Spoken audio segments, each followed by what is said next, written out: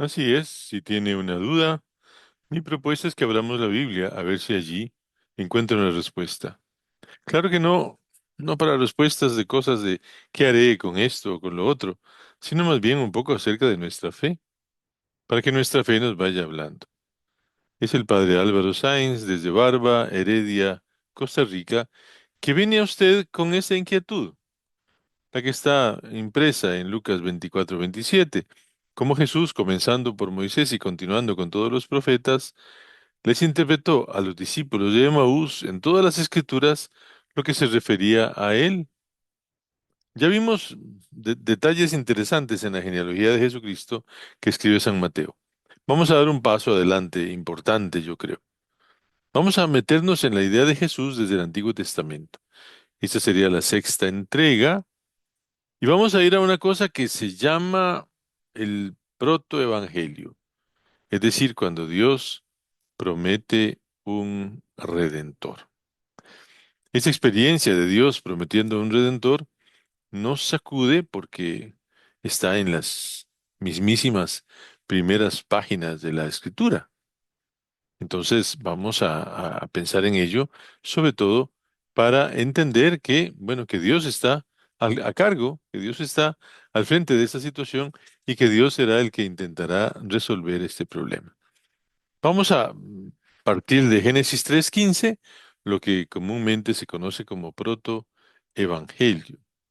Protoevangelio, es decir, el primer evangelio, la primera buena noticia que el ser humano recibe en su vida después de lo que conocemos como pecado original. Digamos que el ser humano fue creado libre y llamado a vivir en comunión con Dios. Ese es el principio fundamental de nuestra fe. El ser humano creado libre y llamado a vivir en comunión con Dios. Pero por razón de su libertad y por razón de su, no sé, de su libre albedrío, lo llaman algunos, pero también es la osadía de la ignorancia, el ser humano optó por pasarle por encima a Dios. La desobediencia del Adán, con ese término se define al varón y la mujer, el plan original, el que Dios había pensado, colapsó. Ahora bien, Dios no permitiría esa autodestrucción del ser humano. Y ante el fracaso, eh, expresado en la falta original, Dios concibió una salida. Él mismo entraría en la historia para una cosa muy particular, enseñarnos a vivir humanamente.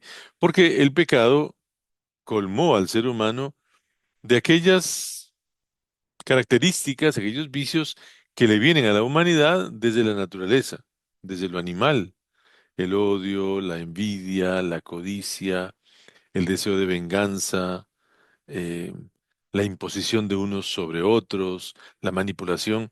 Todo eso nos viene de la condición animal, de la condición material. Cuando Dios nos había creado santos, puros, eh, e intentado darnos un, un estatus, porque nos había creado a su imagen y semejanza. Acuérdese, no olvide eso nunca. Creados a imagen y semejanza de Dios, tenemos la capacidad de Dios para amar. Y eso es, en todo caso, lo más importante. Ahora, con la disponibilidad de una mujer, Dios nos enviaría a su Hijo, que hecho ser humano sería nuestro ejemplo y nos ayudaría a salir del horror y el extravío. La fuente de referencia es el primer libro de la Biblia, por supuesto, el libro del Génesis y la cita Génesis 3:16. Génesis 3:16. Paro aquí un poquito para que conversemos directamente. El asunto es muy concreto, ¿verdad? El ser humano, varón y mujer, entran en contacto con la serpiente, que es como el transmisor del mal. Ahora, siempre pensando que estamos frente a una catequesis, ¿verdad? Estas cosas no podemos afirmar que sucedieron así. No porque la escritura lo diga de esta manera, es porque fue así. De lo que se trata es de una catequesis que tiene para nosotros un valor ejemplarizante.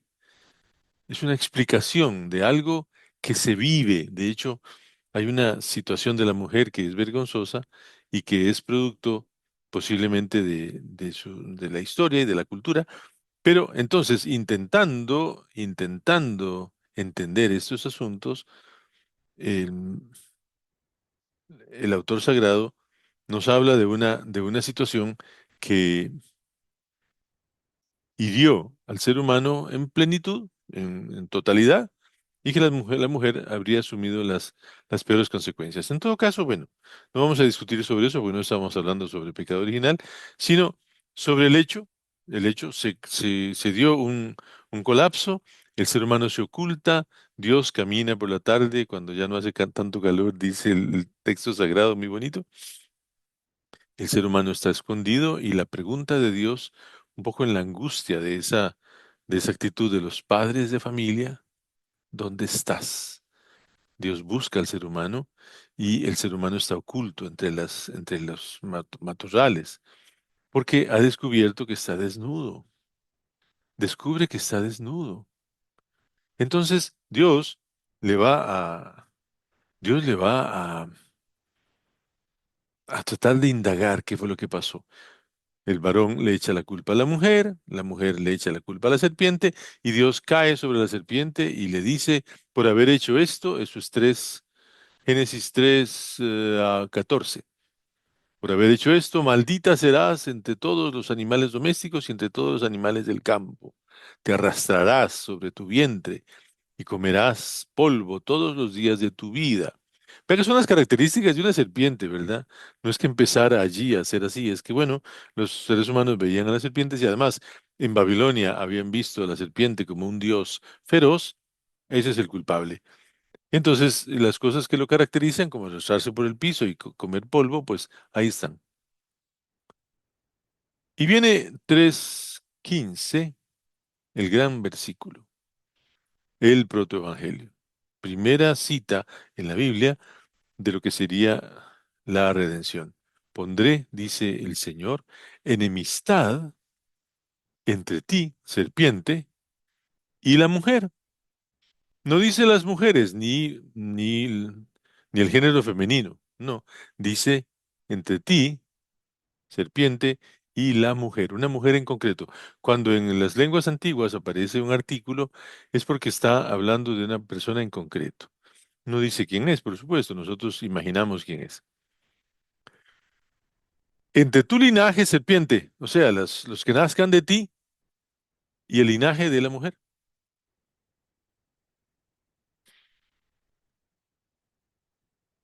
él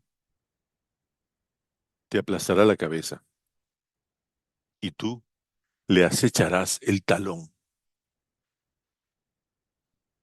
Ese es el protoevangelio. Ese verso, así sencillísimo, 3:15. La primera característica interesante que la iglesia la ha utilizado muchísimo es la enemistad que hay entre la serpiente y la mujer. Es decir, esta mujer de la que se habla, cuyo nombre no lo vamos a repetir, y hoy me encontré una frase y la puse por ahí en mis redes sociales, una frase que me emocionó mucho. Y eso, bueno, yo no lo puedo saber, pero sí los técnicos, los teólogos, los grandes biblistas lo saben. Dice que no hay en toda la Sagrada Escritura una referencia al papá del Mesías.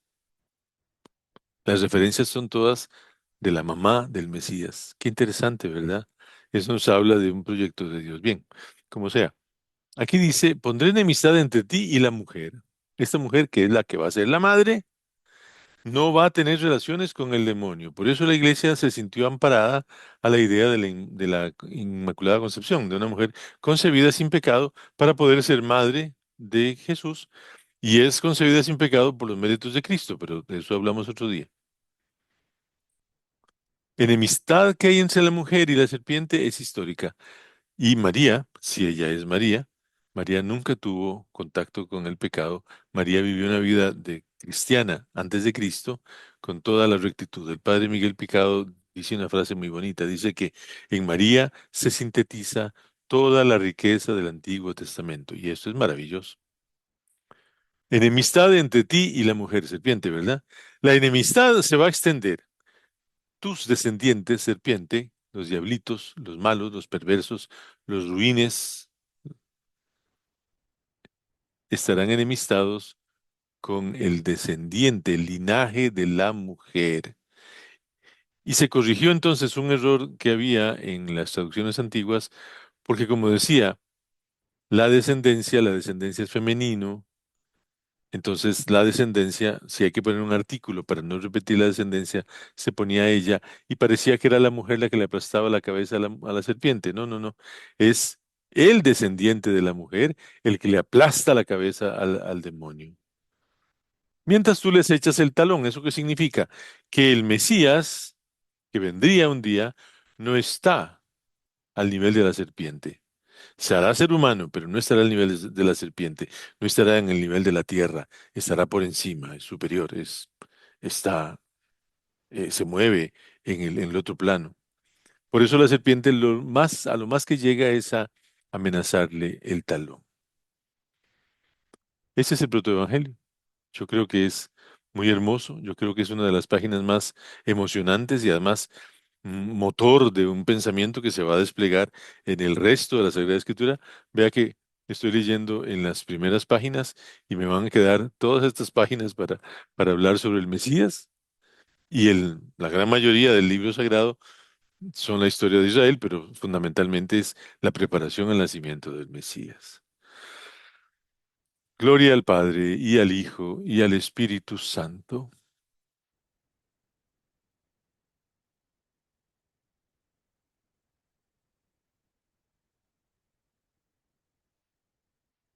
Y bueno, con esto me despido y que querría recordarle que este material está siendo editado por Liturgo desde Barba, Heredia, Costa Rica, que esta es mi página Facebook, mi página web, liturgo.org, pero que ahora le pido, por favor, si lo tiene a bien, no solo que comparta este material con algunas otras personas, sino que además se suscriba a Liturgo en el YouTube.